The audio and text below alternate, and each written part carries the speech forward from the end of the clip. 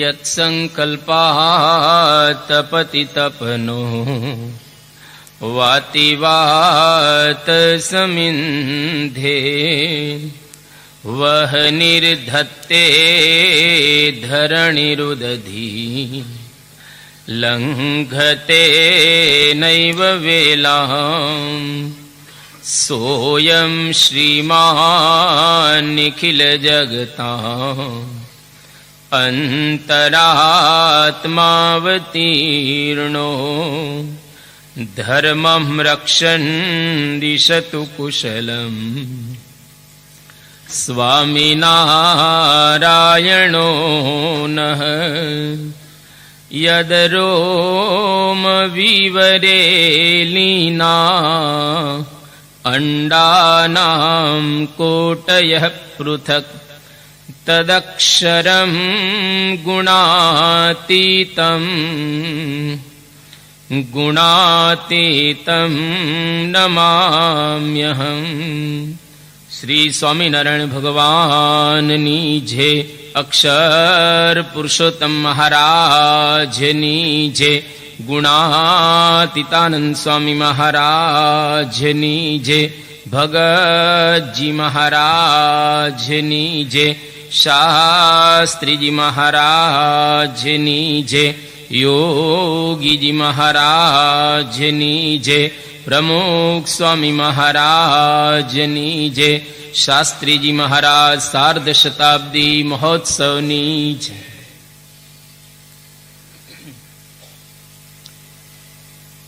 આજથી આપણે યજ્ઞ પુરુષ ચરિતમ એની ઉપર પારાયણનો લાભ પ્રાપ્ત કરીશું.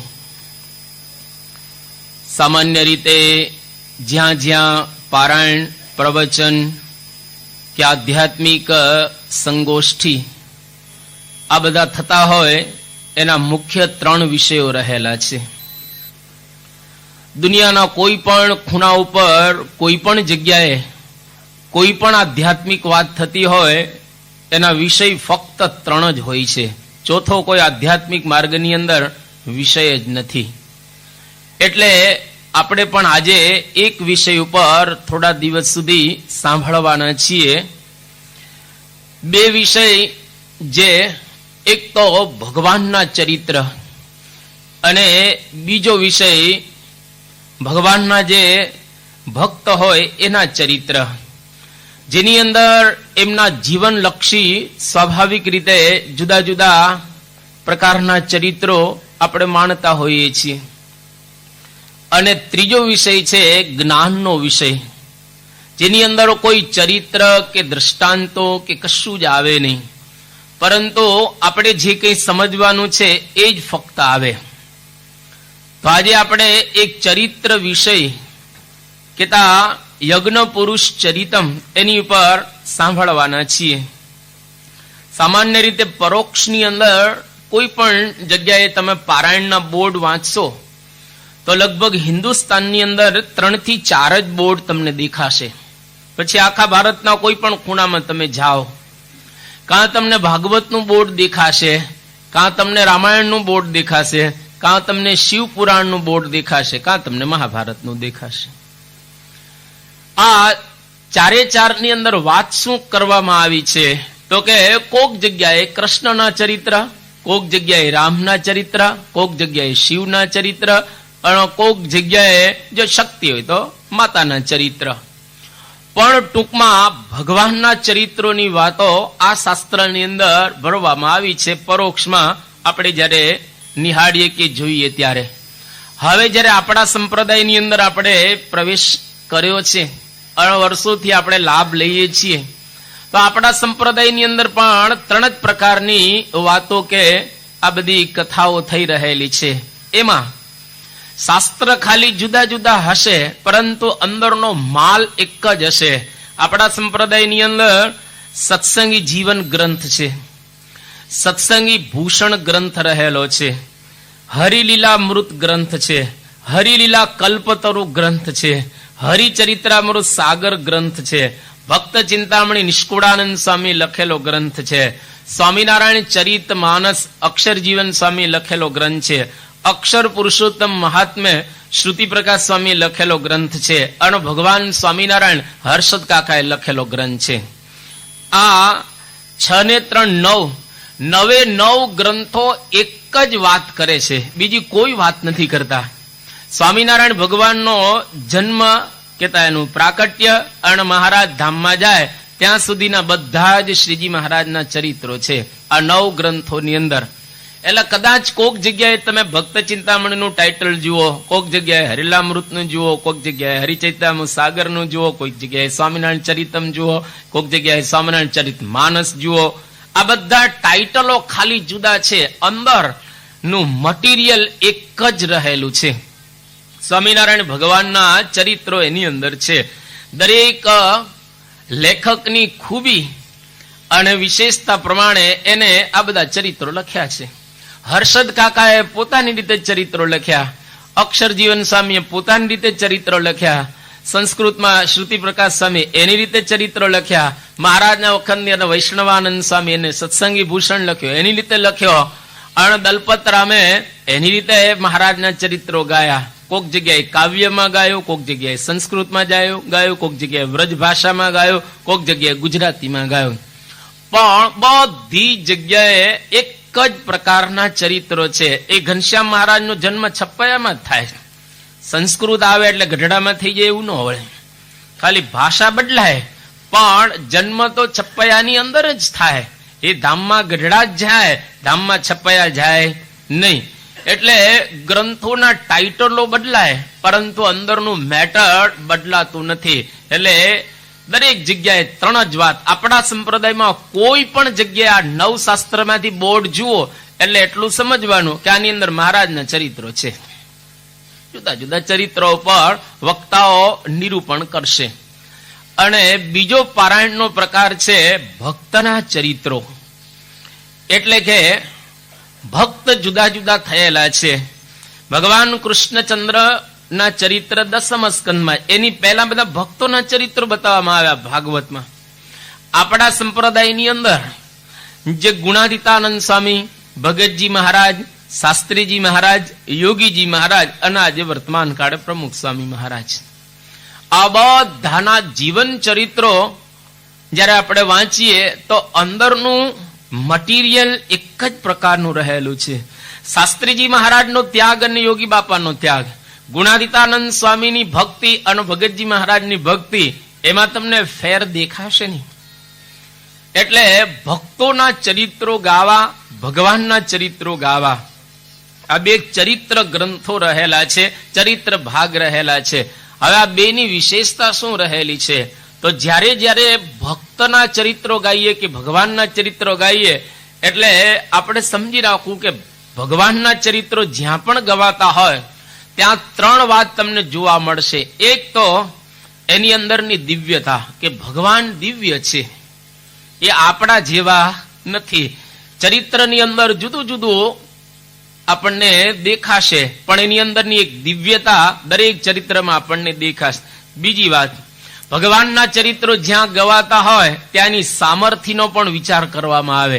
એની સામર્થ્ય કંઈક જુદા પ્રકારની આપણને જણાય, આપણા જેવા એ જણાય નહીં. તો આ ભગવાનની સામર્થ્ય જુદા જુદા પ્રકારની, એનું પણ આપણે ગાન કરીએ. અને ત્રીજી વાત, ભગવાન આપણાથી જુદા છે અને જો એવા ચરિત્ર ન કરે તો એને કોઈ ભગવાન તરીકે જ ઓળખે નહીં. જો કૃષ્ણ ભગવાને આ પેલો ગોવર્ધન પર્વત ઉપાડ્યો ન હોય તો કોને અંદાજ આવે કે આ ભગવાન છે? શ્રીજી મહારાજે એક રાતમાં 500 સંતોને દીક્ષા ન આપી હોય તો કોને ખબર પડે કે આ સહજાનંદ સ્વામી સર્વોપરી અવતારના અવતારી છે?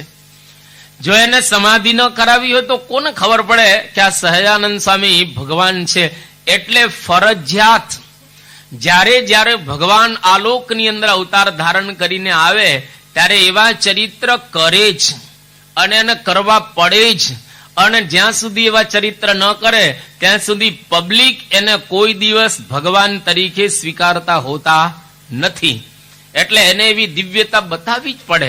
જેટલા કઈ અવતારો થયા, 24 અવતાર, બધાએ કોઈક ને કોઈક પ્રકારની દિવ્યતા બતાવેલી જ છે. એટલે જ લોકોને ખબર પડે કે આપણાથી આ જુદા છે. એટલે જ્યાં જ્યાં ભગવાનના ચરિત્રોનું આપણે શ્રવણ કરીએ ત્યાં ત્યાં 3 વાત અવશ્ય આપણે નોંધવી અને 3 વાતનો ખ્યાલ રાખો. એક દિવ્યતા, બીજું એની સામર્થ્ય અને ત્રીજું આપણા કરતા કંઈક જુદા છે. હા, અને ભક્તોના ચરિત્રો જ્યાં જ્યાં ગવાતા હોય ત્યાં પણ 4 વાત છે બહુ અગત્યની છે. કોઈ પણ જગ્યાએ ભક્તનું ચરિત્ર ગવાય એટલે એમાં 4 વાત આપણને દૃષ્ટિગોચર થશે. એક તો ભક્તના વર્તન ઉપરથી આપણે વર્તવાની પ્રેરણા મળે. કોઈ પણ ભક્તનું ચરિત્ર હોય તો એ જે રીતે વર્તી ગયો એવી રીતે આપણે પણ વર્તવું જોઈએ એની પ્રેરણા એના ઉપરથી પ્રાપ્ત થાય. બીજી વાત, ભગવાનને સમજવાનું માર્ગદર્શન ભગવાનના આ ભક્તના ચરિત્ર ઉપરથી આપણને મળે કે ખરેખર ભગવાનને આવી રીતે સમજી શકાય. જો ગુણાતીતાનંદ સ્વામી પ્રગટ ન થયા હોત તો સ્વામિનારાયણ ભગવાનને આપણે બરાબર સમજી ન શક્યા હોત. એટલે ગુણાતીતાનંદ સ્વામીના ચરિત્ર ઉપરથી શ્રીજી મહારાજના ચરિત્રોને આપણે સમજી શકીએ, કારણ કે આપણને સમજાય, એ વર્તે એના ઉપરથી આપણને ખબર પડે કે આવી રીતે વર્તાય અને આવી રીતે સમજાય. ત્રીજી વાત, ભક્તો પણ આપણી જેમ સંસારમાં જ રહ્યા છે.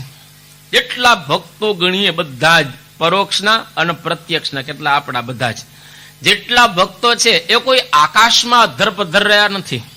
એ લોકો આપણી સાથે જ રહેતા હોય, આપણી સાથે જ ખાતા હોય, પીતા હોય, હરતા હોય, ફરતા હોય, બધી જ ક્રિયા કરતા હોય, પરંતુ એ આપણી સાથે રહીને એને ભગવાનને પ્રાપ્ત કરે. એનો મતલબ કે આપણે પણ ભગવાનને મેળવી શકીએ જો એની જેમ પ્રયત્ન કરીએ તો. જો એની જેમ પ્રયત્ન ન કરીએ તો આપણી વચ્ચે જ હોય તો ભગવાનને મેળવી શકાય નહીં. એટલે આ ભક્તના ચરિત્ર પરથી આ ત્રીજી વાત આપણને શીખવા મળે.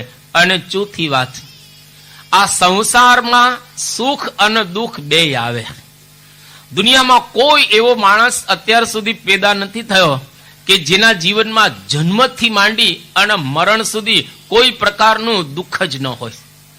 કોકને શરીરનું હોય, કોકને મનનું હોય, કોકને પરિવારનું હોય, કોકને સંસારનું હોય. તો જન્મથી માંડીને મરણ સુધી કોઈ માણસ હંમેશા માટે સુખી હોય જ ન શકે. અને એવો પણ માણસ કોઈ નથી કે જન્મથી માંડી અને મરણ સુધી હંમેશા દુઃખી જ હોય. કોઈ દિવસ આખી જિંદગી ક્યારેય કોઈને, એટલે સુખ અને દુઃખ સંસારમાં ચોક્કસ આવવાના છે. જેમાં આપણને આવે છે ભક્તને આવે ને, તો સુખ અને દુઃખ, હર્ષ અને શોક, માન અને અપમાન, આ બધા સંસારના દ્વંદ્વો છે. એની વચ્ચે રહી અને ભક્તોએ સ્થિરતા અને ધીરતા રાખી છે. એટલા માટે ભક્તોના ચરિત્રો આપણે ગાતા હોઈએ છીએ. આ ચોથી વાત. તો જ્યાં જ્યાં ભગવાન અને ભક્તના ચરિત્ર ગવાતા હોય ત્યાં ત્યાં આટલી વાત છે આપણે યાદ રાખીએ. અને ચરિત્ર ભાગ ન હોય તો બીજી પ્રકારની એક કથા થાય છે જેને પ્યોર જ્ઞાન ભાગ કહીએ. ઉપનિષદો જેમાં કોઈ આખ્યાનો ન આવે, ગીતા એમાં કોઈ આખ્યાનો ન આવે, બ્રહ્મસૂત્ર એમાં કોઈ આખ્યાનો ન આવે, સ્મૃતિ ગ્રંથો એમાં કોઈ આખ્યાનો ન આવે, સૂત્ર ગ્રંથો એમાં કોઈ આખ્યાનો ન આવે, બ્રાહ્મણ ગ્રંથો, કલ્પ ગ્રંથો, આમાં બિલકુલ કોઈ દ્રષ્ટાંતો ન હોય. એક પણ બ્રહ્મસૂત્રમાં તમને એવા કઈ દ્રષ્ટાંતો લંબાણપૂર્વક ન મળે, ખાલી એક વાક્ય બોલેલા હોય. આ એની ઉપરથી આપણે સમજવાનું. ટૂંકમાં અમુક ગ્રંથો એવા છે જે પ્યોર જ્ઞાન જ હોય, એમાં દ્રષ્ટાંતો આપવામાં આવતા નથી. અને એકદમ જયારે જ્ઞાન ભાગ શરૂ થાય એટલે 5-10 મિનિટ જ મગજ છે ને ગ્રહણ કરી શકે. લગભગ 10 મિનિટ થાય એટલે ડોકા રડવા માંડે તરત જ. એટલે આપણે નીચે પડવા માંડી જઈએ. કેમ? તો કે સહન ન કરી શકે. એટલે ચરિત્ર ભાગ દ્વારા વચ્ચે વચ્ચે જ્ઞાન ભાગ આપવામાં આવે. અને ચરિત્રોમાં પણ કદાચ લોકોને કંટાળો આવે એટલે બધા રસ પીરસવામાં આવે છે. વીર રસ, હાસ્ય રસ, અદ્ભુત રસ, આ બધા રસો અંદર પીરસવામાં આવે, જેથી કરીને એકલા ચરિત્રોની અંદર પણ લોકોને કંટાળો ન આવે. એટલે અધ્યાત્મ જગતનો જો સાર કેવો હોય તો આટલો જ આપણે કહી શકીએ. કાં ભગવાનના ચરિત્ર, કાં ભક્તના ચરિત્ર અને ચરિત્ર વગરનું જ્ઞાન. તો આ ત્રણ જ અધ્યાત્મ માર્ગમાં જ્યાં જ્યાં કથાઓ થાય, પારાયણો થાય, પ્રવચનો થાય, બધી જગ્યાએ આટલું જ હોય છે. આપણે આજથી ભક્તનું ચરિત્ર અહીંયા આગળ પ્રારંભ કરીએ છીએ. ભક્ત શાસ્ત્રીજી મહારાજ હતા. બ્રહ્મ સ્વરૂપ શાસ્ત્રીજી મહારાજ, એના ચરિત્રોનો આપણે પ્રારંભ કરીએ છીએ. વિશેષતા એ રહેલી છે કે એની અંદર સ્વામિનારાયણ સંપ્રદાયની ઉપાસના, સ્વામિનારાયણ સંપ્રદાયની રીતિ, શ્રીજી મહારાજ આ લોકની અંદર અવતાર ધારણ કરીને આવ્યા એનો રદગત અભિપ્રાય, અને આજે લગભગ છેલ્લા 100 વર્ષથી જુદા જુદા પ્રકારના લોકો આપણી ઉપર જુદા જુદા પ્રકારે કંઈક બોલે છે, કંઈક પ્રહાર કરે છે. એ બધાના જવાબો પણ આપણને પ્રાપ્ત થશે આના દ્વારા. અને શાસ્ત્રીજી મહારાજે એવું એક અદ્ભુત જીવન વ્યતીત કર્યું. આવતી સદીઓ સુધી શાસ્ત્રીજી મહારાજની ગાથાઓ ગવાશે તો પણ ગાનારા થાકશે નહીં અને સાંભળનારા કંટાળવાના નથી. કારણ શાસ્ત્રીજી મહારાજને માટે પ્રમુખ સ્વામી મહારાજ એક શબ્દ એમને વાપરેલો છે કે શાસ્ત્રીજી મહારાજ રસિયા બાલમ હતા. આ સ્વામીનો પ્રસાદીનો શબ્દ રહેલો છે. રસિયા બાલમ એટલે બધી જગ્યાએ શાસ્ત્રીજી મહારાજ જ્યાં જ્યાં જાય, જે જે ચરિત્ર કરે, તમને એવું લાગે કે આ પરફેક્ટ છે.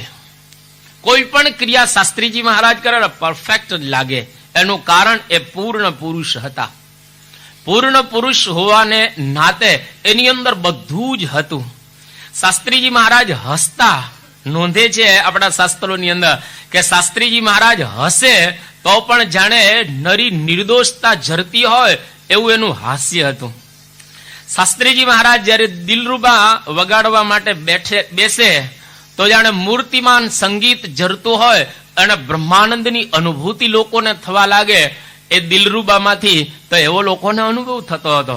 શાસ્ત્રીજી મહારાજ જયારે પીરસવા નીકળે તો જે લોકો જમનારા હોય એ લોકો દેહનું ભાન ભૂલીને ખાવા માંડી જાય. ખાલી પીરસવા જ નીકળે છે શાસ્ત્રીજી મહારાજ તો પણ જમનારાને એવું લાગે છે કે ખાધા જ રાખીએ, ખાધા જ રાખીએ.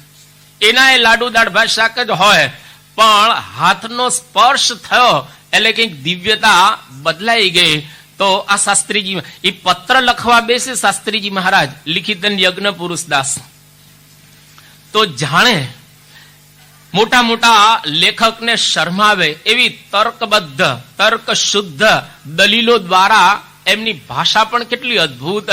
એમાં એ પોતે પત્ર લખે, એ લખે તેવું સરસ લખે અને બોલે તો જાણે મોટા મોટા શાસ્ત્રીઓ, પંડિતો, વિદ્વાનો એને પણ શરમાવે એવી સરસ ભાષાની અંદર બોલે. અરે શાસ્ત્રીજી મહારાજ ખેતરમાં જાય. આપણે ત્યાં ઘણી બધી જમીન હતી શાસ્ત્રીજી મહારાજના વખતમાં. એ ખેતરમાં જાય તો ખાલી ખેતરને આમ નિહાળે જ, હજી તો અંદર ગયા જ નથી, ફર્યા જ નથી, ફક્ત ખેતરને નિહાળે તો મોસમી પાક અને પિયત કે મજૂરો કે ખેડૂતો એની આળસ કે એની સજાગતા તરત શાસ્ત્રીજી મહારાજને ખબર પડી જાય. ખાલી આમ ખેતર સામે દ્રષ્ટિ કરે બધું. મોટા મોટા ખેડૂતોને ખબર ન પડે, વર્ષો સુધી ખેતી કરતા હોય, એક દ્રષ્ટિમાં શાસ્ત્રીજી મહારાજ બધું જ પામી જતા. આવા પુરુષ હતા શાસ્ત્રીજી મહારાજ. આમ તો ગાડું ચલાવતા નહીં, પણ કોઈક વખત શાસ્ત્રીજી મહારાજે ગાડું ચલાવેલું છે. અને ગાડું ચલાવે તો અચ્છા ખેડૂત હોય એવી રીતે સરસ ગાડું ચલાવે. અને બળદને ખબર પડે કે આ ચલાવનારો કોઈક બરાબર છે. ઘણી વખત ઘોડો ને બળદ આ બેન ચલાવે તો જ ખબર પડે. ઘોડા ઉપર અસવાર બેસે ખબર પડી જાય કે અસવાર બરાબર છે. અને ગાડા ઉપર કોઈ ખેડૂત બેસે ને બળદને ચલાવે, બળદ સમજી જાય કે આને ચલાવતા આવડે છે કે નથી આવડતું. તો શાસ્ત્રીજી મહારાજ જયારે ગાડું ચલાવે, અદભુત ગાડું ચલાવે, બળદોને પણ આનંદ થઈ જાય.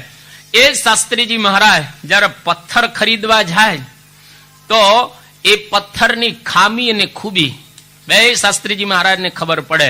પડવારમાં એ પામી જાય. હવે પથ્થરની અંદર શું છે કઈ રીતે ખબર પડે? પણ પથ્થર ઉપર જોઈ અને શાસ્ત્રીજી મહારાજને ખ્યાલ આવી જાય કે આ પથ્થર આવા પ્રકારનો છે, આ પથ્થરની અંદર આવી ખામી છે અને આ પથ્થરની અંદર આવી ખૂબીઓ પણ રહેલી છે. જયારે જયારે પથ્થર ખરીદવા જતા, ગઢડાનું મંદિર કે અન્ય મંદિરો જયારે બંધાતા ત્યારે તો શાસ્ત્રીજી મહારાજને એ પણ ખ્યાલ આવી જાય. શાસ્ત્રીજી મહારાજ જયારે મંદિરો બાંધતા એ વખતે તોરણો, મંડોવર, ઘુમ્મટ, ઘુમટીઓ, બારસાક, સિંહાસન અને મૂર્તિઓ એનું જયારે કામ ચાલતું હોય તો મોટા મોટા જે કલાકારો હોય એ કલાકારો પણ ન સમજી શકે, એ કલાકારોને પણ પોતાની ભૂલ બતાવતા શાસ્ત્રીજી મહારાજ, અને કલાકારોને પણ સૂચન કરતા કે આવું કરો, પોતે અડતા નહીં. બહુ જાણતા કે બાપુએ કીધેલો કે શાસ્ત્રીજી મહારાજ એ જાણતા ન હોય કરે નહીં, પણ એ તરત જ બતાવતા કે આમાં તમે આટલો ફેરફાર કરો તો અચ્છા. એ કલાકાર હોય એ રીતે શાસ્ત્રીજી મહારાજ મૂર્તિ, મંડોવર કે આ સિંહાસન જયારે પોતે નિહાળે ત્યારે માર્ગદર્શન આપતા. હવે એ જ શાસ્ત્રીજી મહારાજ જયારે રસોઈ બનાવે તો જમનારાને એવો વિચાર આવી જાય કે આંગળાએ ચાટી દે, ચોટેલું હોય ને તો આંગળાએ કરડી નાખે, ચાટે, એટલી સરસ રસોઈ બનાવે. અને એમાં પૂરણપોળી, એની 7 પૂરણપોળીની થપ્પી મૂકવામાં આવેલી હોય, એની ઉપર થોડોક ઊંચેથી એક સિક્કો મૂકવામાં આવે અને રહેતે રહેતે સિક્કો એકદમ નીચે આવી જાય, છેક નીચે પહોંચી જાય. કેટલી કૂણી પૂરણપોળી બનાવતા, બાકી ઉપર જ રહી જાય. પેલી પૂરણપોળીથી આગળ વધે જ નહીં સિક્કો. એટલે તમે જો એ રસોઈ બનાવે, ક્યાં ને દરરોજ રસોઈ બનાવવાની હોય, એ તો કોઈક વખત રસોઈ બનાવતા હોય, પણ એટલી સરસ કૂણી પૂરણપોળી શાસ્ત્રીજી મહારાજ પોતે બનાવતા. અને જ શાસ્ત્રીજી મહારાજ જયારે વક્તા તરીકે શ્લોકો બોલે, કહેવતો બોલે, ત્યારે લોકોને લાગે કે આ તો એક મહાન વિદ્વાન અને આ બહુ જ સુંદર વક્તા રહેલા છે. જયારે ભાગવતની પારાયણ કરતા તે વખતે અમદાવાદના શાસ્ત્રી વિશ્વનાથ એ પારાયણ સાંભળવા માટે પોતે આવેલા હતા.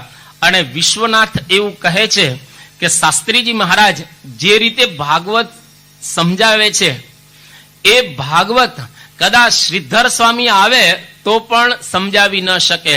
શ્રીધર સ્વામીએ ભાગવત ઉપર એક ટીકા લખી છે, હમણાં આપણે વાત કરીએ તો. એટલા સરસ પોતે વક્તા હતા. અને એવા વક્તા, ઘણી વખત શું વક્તાની વિશેષતા હોય છે કે લોકોને રંજન થાય, પણ લોકોના હૃદયમાં વાત સમજાય એ વાત જુદી છે. અને શાસ્ત્રીજી મહારાજની વાણી સાંભળી અને મુરલીધરદાસ જેવા બોલ્યા કે ખરેખર શાસ્ત્રી યજ્ઞ પુરુષ દાસ જો ન મળ્યા હોત તો બાકી રહી જાત. અરે અમદાવાદના 90 વર્ષના કૃષ્ણ સ્વરૂપ શાસ્ત્રી એવું બોલ્યા કે જો શાસ્ત્રીજી મહારાજને સાંભળ્યા ન હોત તો હું ગોપાળાનંદ સ્વામીને ટોડલાનો બ્રાહ્મણ અને ગુણાદિતાનંદ સ્વામીને ભાદરાનો બ્રાહ્મણ સમજાત, પણ શાસ્ત્રીજી મહારાજની વાતો સાંભળી આ બંનેનો મહિમા મને સમજાવો. એક વખત વડતાલથી સંતો આવેલા અને આ કૃષ્ણ સ્વરૂપદાસને મળ્યા, પછી વડતાલ જતા હતા. એટલે શું બોલ્યા કે શાસ્ત્રી યજ્ઞ પુરુષ દાસને મારા વતી 5 દંડવત કરજો. 90 વર્ષની આમની ઉંમર છે. શાસ્ત્રીજી મહારાજ તો બહુ નાના છે, 25-30 વર્ષની આજુબાજુ. કે શાસ્ત્રી યજ્ઞ પુરુષ દાસને મારા વતી 5 દંડવત કરજો. જો એ ન મળ્યા હોત તો ગુણાતીત અને ગોપાળાનંદ સ્વામીને ઓળખી ન શકત. જ્યારે વક્તવ્ય આપે તો સરસ વક્તવ્ય પણ પોતે આપતા હતા. એટલે આવા શાસ્ત્રીજી મહારાજ પોતે પુરુષ હતા, જેનું ચરિત્ર સાંભળવા માટે આજથી આપણે બધા ઉદ્યત થયા છીએ. એટલે આખો સ્વામિનારાયણ સંપ્રદાય, આખી આપણી બીએપીએ સંસ્થા, બીએપીએ સંસ્થાનો હેતુ, બીએપીએ સંસ્થાનું તત્વજ્ઞાન શાસ્ત્રીજી મહારાજના ચરિત્ર દ્વારા આપણને બધું જ વ્યવસ્થિત એ સમજાશે. પણ શાસ્ત્રીજી મહારાજને વિશે જો આપણે કેવું હોય તો એટલું કહી શકીએ કે શાસ્ત્રીજી મહારાજ એટલે હિમાચ્છાદિત હિમાલય. જેમ હિમાચ્છાદિત પર્વતો તો કેટલાય છે, પરંતુ હિમાલય એટલે હિમાલય. જેમ આકાશ એટલે આકાશ, સાગર એટલે સાગર, સિંહ એટલે સિંહ, એમ શાસ્ત્રીજી મહારાજ એટલે શાસ્ત્રીજી મહારાજ. એ અનુપમ પુરુષ હતા, એ દિવ્ય પુરુષ હતા. એની ગાથા ઉપરથી આપણને ખ્યાલ આવે. હવે આવા એક પુરુષની આપણે જીવનની વાતો જયારે સાંભળવાનો પ્રારંભ કરીએ છીએ ત્યારે શ્રીધર સ્વામીને યાદ કરી લઈએ. ભાગવતની ઉપર 52 ટીકાઓ લખાયેલી છે, સારી, એકદમ ભદ્ર કહેવાય, સરસ કહેવાય અને વિદ્વાન લોકોને આનંદ ઉપજાવે એવી 52 ટીકાઓ લખાયેલી છે. પણ સર્વશ્રેષ્ઠ કોઈ જો ટીકા હોય તો શ્રીધર સ્વામીની. એના પ્રારંભમાં શ્રીધર સ્વામી બહુ સરસ એક શ્લોક લખે છે ટીકા લખતા પહેલા કે ક્વાહમ મંદમતિ ક્વેદમ મંથનમ ક્ષીરવારિધે કિમ તત્ર પરમાણુર્વૈ યત્ર મજ્જતિ મંદરઃ.